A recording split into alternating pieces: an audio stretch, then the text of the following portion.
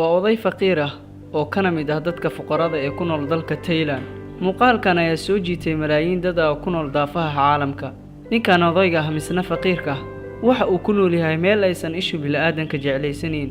Waxa intaas u sii dheer labadiisa lugood mid ka mid ah oo ay go'an tahay, wuxuuna isticmaalaa lugaha macmarka ee ka samaysan caaga. haddana waa mid noloshiisa ku qanacsan. Odaygan maskiinka ah subaxii waxa uu ka lahaa magaalada asagoo raadinaya waxa uu ku noolaan lahaa ama uu ku maareyn lahaa noloshiisa. Marka uu baxo subaxii waxa uu sii maraa wadooyinka waaweyn ee magaalada, wuxuuna ka sii aruursadaa caagadaha ka samaysan balaastikada, wuuna iibgeeyaa, wuxuuna ka helaa lacag yar uu noloshiisa ku maareeyo. laakiin dadka qaar qalbiyadooda waa kuwa ka adag dhagaxa, marmarka qaarna waxa uu kala kulmaa caqabado iyo dhibaatooyin. waxaa dhacday in marmarka qaar ay ku shubaan qashin asagoo caagadaha ka aruursanaya wadooyinka.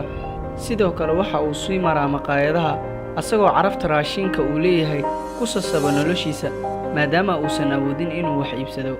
maalin maalmaha ka mid ah waxa uu soo maray wadada dhinaceeda waxa uu ku arkay arday iskuulle ah oo wax iibsanayso ilaa hal gabar mooye. wuxuuna dareemay inaysan gabadhan awoodin inay wax iibsato, waayo qofka faqiirka oo kaliya ayaa dareemo dhibaatada haysata qofka kale ee faqiirka ah. sidoo kale nimcada caafimaadka waxaa dareemi karo qofka xanuunsan. ninkii maskiinka ahaa ayaa lacag jeebka ka soo bixiyey asagoo aan ka labalabaynayn, wuxuuna gacanta u geliyey gabadhii yareed. gabadhii ayaa la yaabtay, ayadoo faraxsan waxa ay u degdegtay meeshii wax lagu iibinay. waxa intaas sii dheer markii ay wax iibsatay inuu baaqi u soo laabtay. haddaba ma laga yaabaa in aad qof maskiin ah wax siiso misna uu baaqi kuu soo laabto? dabcan jawaabtu way sahlan tahay, waa maya. maalmo kadib gabadhii yareed waxa ay si lama filaan ah ku aragtay ninkii maskiinka ahaa, wayna ku faraxday. ilbiriqsiye kadib ninkii maskiinka ahaa waxaa si naxariis darraha ugu dul dhacay nin tuug ah kaasoo ka soo xaday haweenay boorso. ninkii maskiinka ahaa ayaa dareemay in uu ninkan tuug yahay uu soo xaday boorsada, wuuna kula dhegay boorsadii. kii tuug ahaa ayaa damcay inuu boorsada ka fujiyo, waa uu ka fujin waayey ilaa uu afka ka darbeeyo, balse wax kasta oo uu ku sameeyey waa uu ka qaadi waayey. xitaa waxaa laga jebiyey lugtii caagga ka samaysneed. ninkii tuuga ahaa ayaa iskaga tegey markii ay booliiska soo dhowaadeen. ilbiriqsiye kadib meesha waxaa imaaday booliis iyo naagtii laga soo xaday boorsada iyo dad fara badan oo ninkii ku soo shamuumay maskiinka ahaa. waxayna dadkiiyo booliiska u fahmeen in ninkii maskiinka ah uu yahay tuuggii soo xaday boorsada maadaama ay ku arkeen boorsadii. laakiin xaqiiqda ma ogaan karin waxaan allah ka ahayn.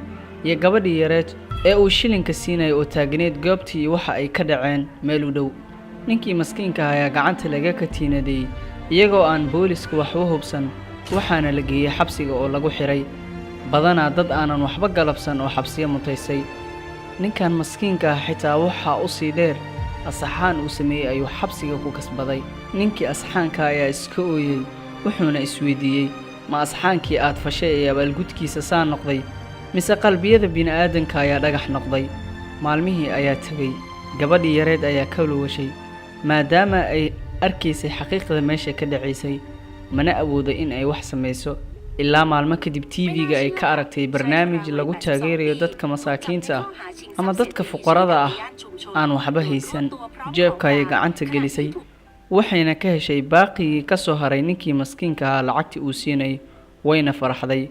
waxayna u carartay meelaha laga dirsado taleefanada ay leedahay dowladda.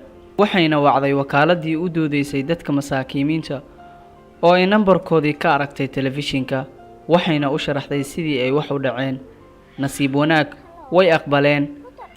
markii ay arrinta baareenna waxaa u soo baxday sidii gabadhii yareed ay sheegaysay.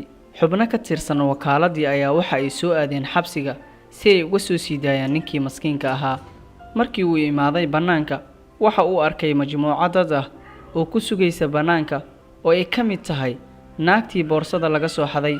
waxayna hadiyad ugu keeneen lug macmara oo ka samaysan caag iyo baaskiilka loogu talagalay curyaamiinta. wuxuuna ogaaday in weli dunida ay ku nool yihiin dad qalbi jilicsan oo ay bini'aadanimadu ku dambayso. sidoo kale waxa uu ogaaday dad naftiisa danaynaya in ay dunida ku nool yihiin maadaama uu cid la'aan yahay uuna faqiir yahay.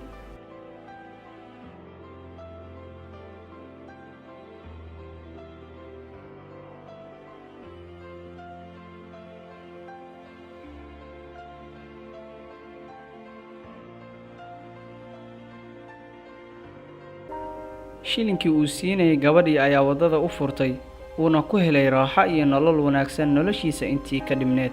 haddaba ha isdhihin waxaan haysta cidna wax u tari mayso, way yar tahay, waan ka xishoonayaa inaan bixiyo.